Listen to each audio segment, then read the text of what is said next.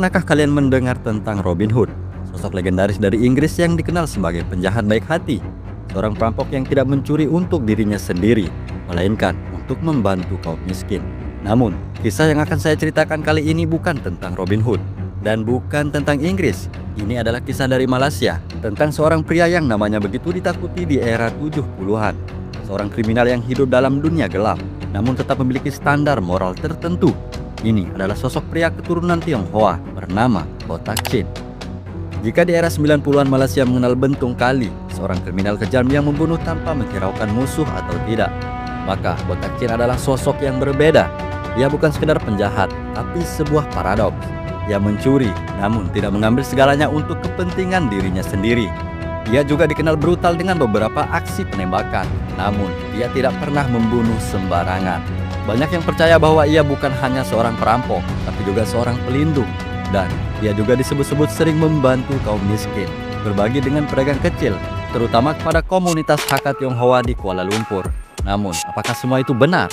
Atau hanya mitos yang diciptakan untuk membungkus kejahatan dalam cerita yang lebih mulia? Lalu, apa yang sebenarnya mendorong Botak Chin menjadi seorang tokoh kriminal paling ditakuti di eranya? Mengapa seorang kriminal bisa dipandang sebagai pahlawan? Maka dari itu, jangan skip video ini karena saya akan mengajak kalian untuk menyelami kisah tentang perampok legendaris yang disebut-sebut Robin Hood Malaysia. Dan mari kita mulai.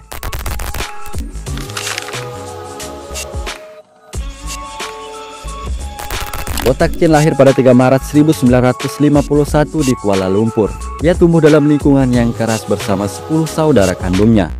Tinggal di kawasan rel kereta api Malaysia yang tak jauh dari stasiun Caltex Jalan Ipoh, Kuala Lumpur.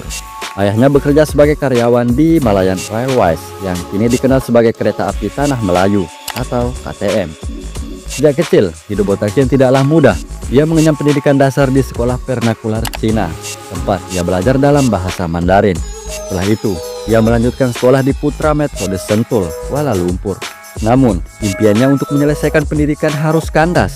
Tekanan ekonomi dalam keluarganya yang serba kekurangan, ditambah banyaknya saudara yang harus ditanggung, membuatnya mengambil keputusan yang berat. Semenjak ia memasuki usia 15 tahun, ia berhenti sekolah untuk membantu perekonomian keluarganya.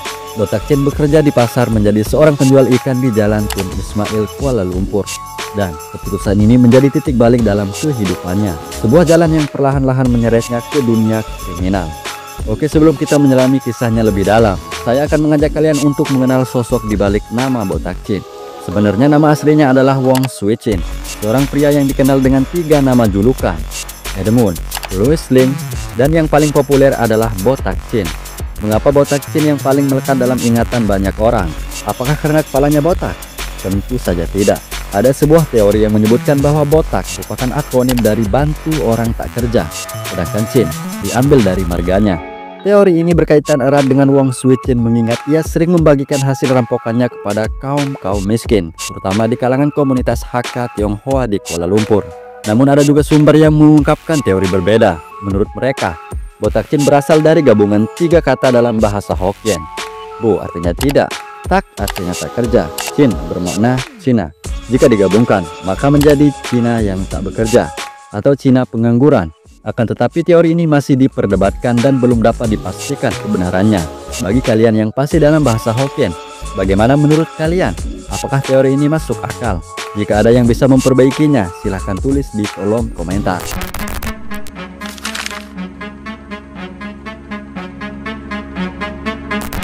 Pada masa Wong Swee Chin bekerja di Pasar Borong, ia mulai bersosialisasi dan sering berinteraksi dengan para pedagang maupun pembeli. Lingkaran sosialnya pun semakin luas dan kehidupannya berjalan seperti remaja pada umumnya. Ia sering bermain bersama teman-teman sebayanya, menikmati masa muda tanpa banyak beban. Namun, semuanya berubah ketika ia menjadi korban kekerasan dari para preman pasar, orang-orang yang selalu menuntut uang keamanan dari para pedagang. Wong Swee Chin menolak tunduk pada ketidakadilan itu. Ia memberontak, menolak membayar sesuatu yang tidak seharusnya dia bayar. Namun keberaniannya berujung petaka. Preman-preman itu menghajarnya tanpa ampun, memukulnya hingga tulang selangkannya patah. Merasa lelah menjadi korban perundungan, Wong Swee Chin bertekad untuk berubah. Ia mulai belajar ilmu bela diri, bukan hanya untuk melindungi dirinya, melainkan mempunyai misi untuk membela mereka yang lemah dan tertindas. Di saat yang sama, cobaan lain datang menimpa hidupnya. Ibunya meninggal dunia. Kehilangan ini membuatnya terpukul. Ia semakin muak dengan hidup dalam garis kemiskinan, selalu berada di posisi yang tertindas. Semenjak saat itu, hidupnya semakin liar. Hari-harinya kini lebih banyak dihabiskan di luar rumah, menjauh dari kehidupan yang dulu begitu akrab baginya. Pergaulannya berubah drastis dan perlahan ia terseret ke dunia kriminal. Kejahatan-kejahatan kecil menjadi bagian dari rutinitasnya, seolah-olah batas antara benar dan salah mulai memudar. Hingga akhirnya pada tahun 1967, ia tertarik bergabung dengan geng 360, sebuah tria Tiongkok yang dihuni oleh orang-orang jauh lebih tua darinya. Bergabung dengan kelompok ini bukan sekedar keputusan iseng. Di dalam 360, ia bukan lagi seorang remaja biasa. Lingkungan keras memaksanya untuk tumbuh lebih cepat. Ia belajar bertahan, beradaptasi, dan menyesuaikan diri dengan kehidupan jalanan yang lebih kejam. Perlahan, keberanian dan kedewasaan semakin terbentuk. Hal ini membuat dia berbeda dengan remaja seusianya, karena ia bukan lagi bocah yang ikut-ikutan. Ia menjadi bagian dari sesuatu yang lebih besar, sesuatu yang membuatnya merasa memiliki tempat di dunia yang penuh ketidakadilan. 19 April 1969, hari itu Wong Sui Chin, yang saat itu sudah dikenal dengan julukan Botak Chin, ia melakukan aksi perampokan pertamanya bersama 3 rekannya. Mereka berbekal 2 senjata api milik 2 temannya sendiri. Perampokan itu berjalan mulus tanpa ada hambatan. Uang hasil rampasan dibagi rata, dan tanpa ragu, Botak Chin langsung menggunakan bagiannya untuk membeli sebuah pistol revolver kaliber 22. Namun, yang menjadi pertanyaannya adalah, bagaimana seorang anak belasan tahun seperti dia bisa mendapatkan akses ke senjata api? Apalagi kita kenal, Malaysia memiliki undang-undang yang sangat ketat terkait kepemilikan senjata api. Dan satu hal yang pasti, Botak Chin bukan sekedar bocah liar. Ia memiliki motivasi yang kuat, tekad yang tak tergoyahkan. Setelah perampokan pertamanya sukses, Botak Chin mengambil keputusan besar, meninggalkan geng 360, kelompok yang sebelumnya menaunginya. Ia ingin bergerak bebas dengan aturannya sendiri. Maka saat itu ia membentuk triad miliknya. Pelan tapi pasti, Botak Chin mulai merekrut anggota baru.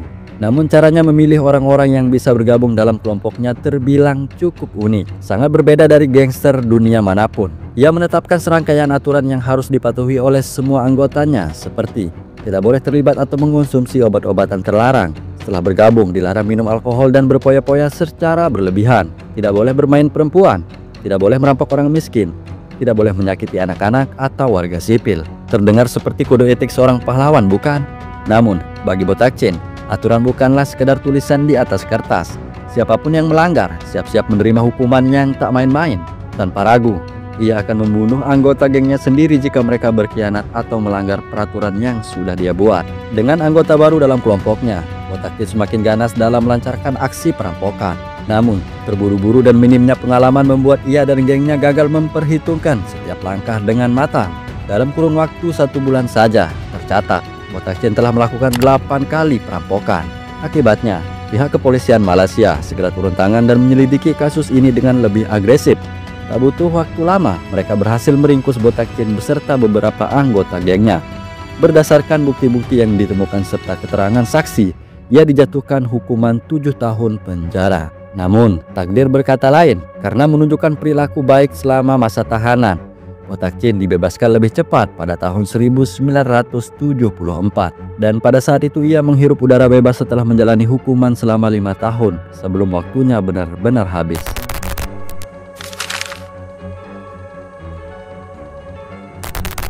Setelah menghirup udara kebebasan, Botak Chin mencoba perlahan mengubah hidupnya. Ia kembali ke pasar borong, berusaha menjalani kehidupan sederhana sebagai pedagang sayur. Namun, sepertinya dunia tak semudah itu menerima perubahannya. Kehadirannya tidak begitu disambut baik oleh masyarakat. Namanya sudah terlanjur menjadi legenda kelam. Bagi masyarakat, ia bukan sekedar pedagang biasa, melainkan bayangan dari masa lalu yang sulit dilupakan. Setiap tatapan yang menusuk, setiap bisikan di belakangnya, menjadi pengingat bahwa luka lama belum sembuh. Tak jarang kata-kata kasar dilemparkan kepadanya. "Hai perampok, hai pencuri."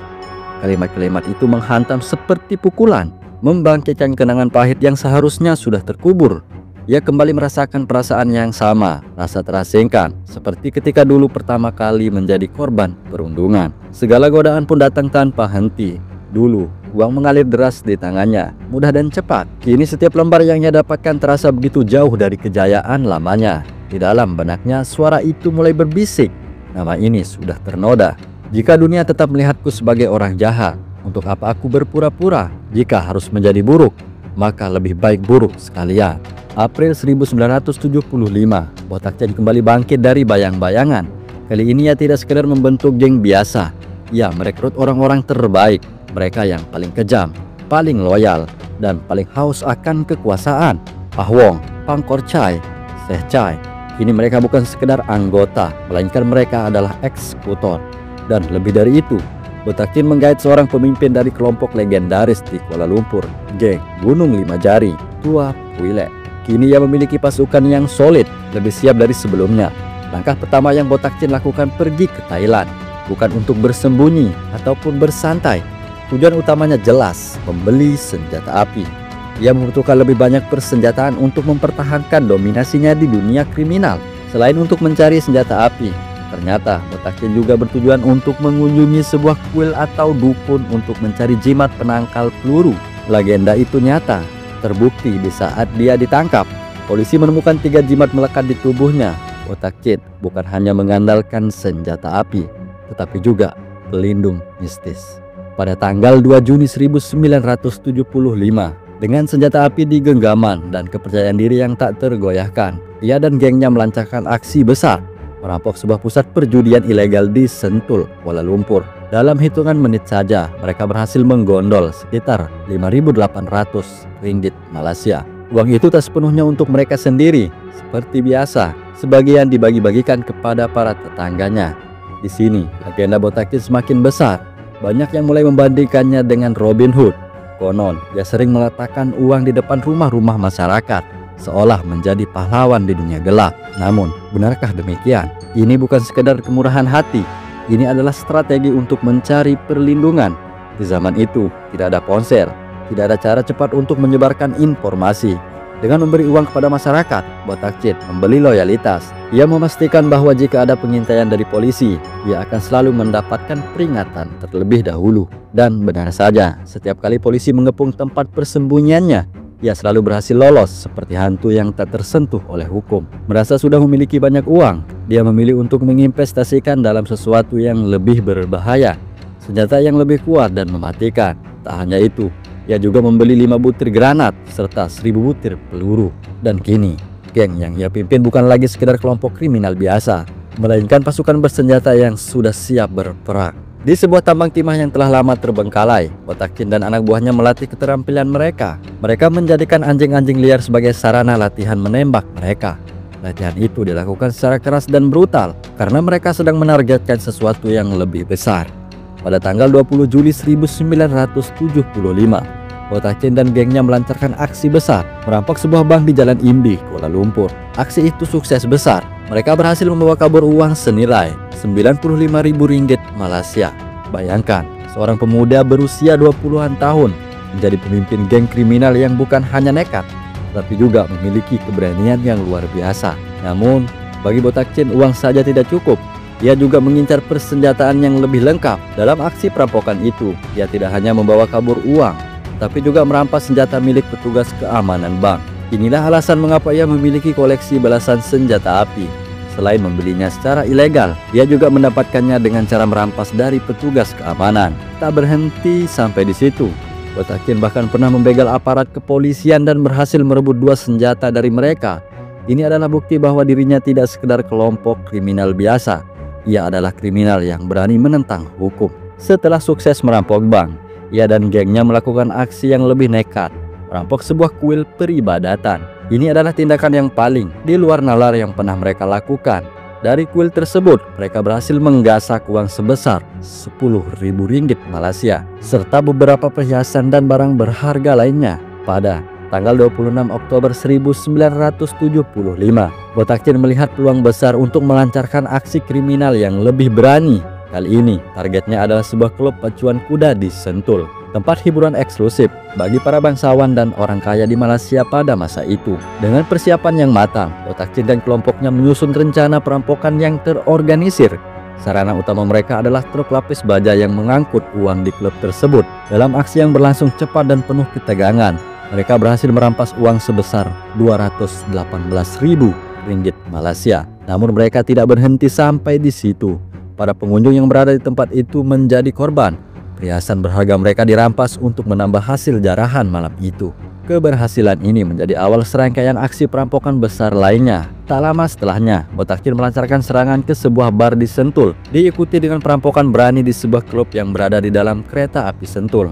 Perampokan di klub pacuan kuda Sentul menjadi titik balik dalam karir kriminalnya. Aksi itu tidak hanya mengguncang para korban, tetapi juga menarik perhatian seluruh negeri. Berita tentang perampokan tersebut segera menghiasi halaman media cetak, menyebar luas di kalangan masyarakat, mengingat korbannya adalah para orang kaya dan bangsawan yang datang untuk menonton pacuan kuda. Kabar ini dengan cepat menyebar dari mulut ke mulut. Sejak saat itu, Botak Chin mulai terkenal luas sebagai salah satu perampok paling ditakuti di Malaysia. Botak Chin semakin menggila. Ia tidak lagi hanya sekedar mencari uang, tetapi juga kekuasaan, dan inilah yang membuatnya semakin berbahaya. Namun pada masa itu, posisinya sebagai pemimpin mulai terancam. Konflik internal merebak dalam tubuh geng mereka. Aturan yang semakin ketat membuat sebagian anggota geng merasa terkekang. Buat apa punya uang kalau tidak bisa digunakan untuk berpoya-poya? Itulah yang mereka pikirkan. Puncaknya di sebuah bar, amarah Botak Chin meledak.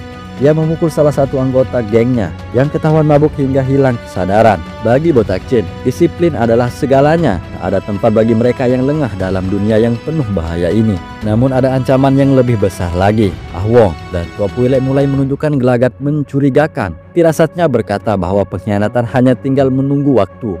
Dan sebelum itu terjadi, ia mengambil keputusan yang sangat dingin dan kejam. Demi mempertahankan wibawanya sebagai pemimpin, Botak Chin tak ragu menghilangkan nyawa mereka yang berani berkhianat. Di sisi lain, pihak berwajib tak tinggal diam. Semua aksi perampokan Botak Chin akhirnya terendus. Wakil Ketua Investigasi Kriminal Kuala Lumpur, DSP S. Kuala Singgam, ditugaskan untuk memimpin perburuan besar-besaran terhadapnya. Tak butuh waktu lama, Kuala Singgam berhasil menemukan lokasi persembunyian geng tersebut. Pengepungan pun dilakukan. 7 anggota geng berhasil ditangkap, namun Botak Chin berhasil melarikan diri. Sementara tangan kanannya, Seh Chai, memilih mengakhiri hidupnya sendiri sebelum sempat ditangkap. Drama berdarah ini semakin menegaskan satu hal: dunia kriminal tak mengenal belas kasihan, bahkan di antara mereka yang pernah bersumpah setia.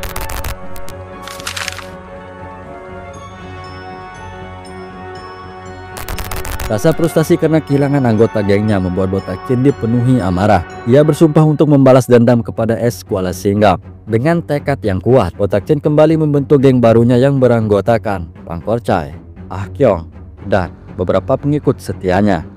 Pada 22 November 1975, Botak Chin dan kawan-kawannya berangkat dengan sebuah mobil Datsun. Mereka membuntuti S. Kuala Singgam yang sedang mengendarai mobil tepat di sebuah lampu merah di Jalan Davis menuju ke Pekeliling. Tanpa ragu, Botak Chin melepaskan 18 tembakan ke arah Kuala Singgam. Suasana di sekitar lampu merah itu langsung berubah mencekam. Orang-orang berlarian ketakutan. Namun, dari 18 peluru yang ditembakkan, hanya satu yang mengenai tubuh S. Kuala Singgam, tepat di bagian perutnya. Meski terluka, ia selamat dari upaya pembunuhan itu. Namun, luka tembak yang dialami cukup parah hingga membuatnya harus menjalani perawatan selama 2 bulan. Mengetahui rekannya menjadi korban serangan brutal Botak Chin, Departemen Investigasi Kriminal segera membentuk tim khusus yang diberi nama Magnificent 12 atau Dirty Dozen. Tim ini berisi anggota terbaik kepolisian Malaysia saat itu, dan Dirty Dozen dipimpin oleh DSP Kenny Woodward. Mereka bersumpah tidak akan membiarkan Botak Chin lolos kali ini.